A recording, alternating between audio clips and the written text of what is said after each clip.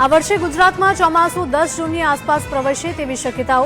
રાજ્યમાં આ વર્ષે ધોધમાર વરસાદ પડવાની શક્યતા। એકંદરે દેશમાં 105% વરસાદ પડવાની વકી।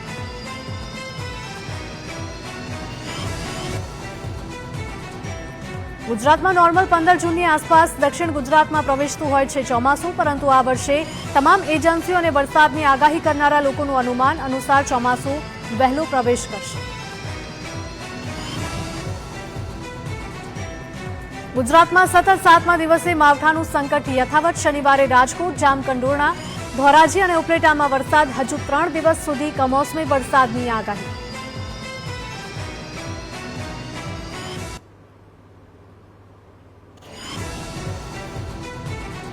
હવામાન વિભાગની આગાહી અનુસાર રાજ્યના 10 જિલ્લામાં ભારે પવન અને ગાજવીજ સાથે વરસાદની આગાહી। કમોસમી વરસાદથી ખેડૂતોને નુકસાન।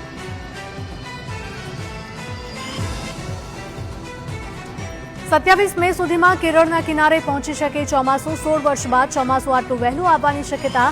8 જુલાઈ સુધીમાં સમગ્ર દેશને ચોમાસું આવરી લેશે। કેરળમાં ચોમાસું બેઠા બાદ 15 દિવસમાં ગુજરાત પહોંચે છે ચોમાસું।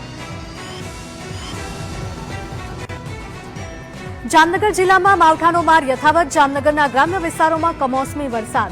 સવારથી જ વાદળછાયા વાતાવરણ વચ્ચે વરસાદ। વરસાદના કારણે ખેતી પાકમાં નુકસાનની ભીતિ।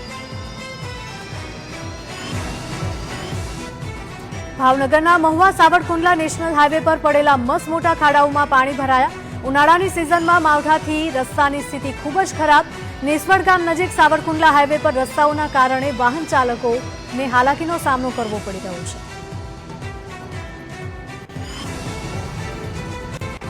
સાબરકાંઠાના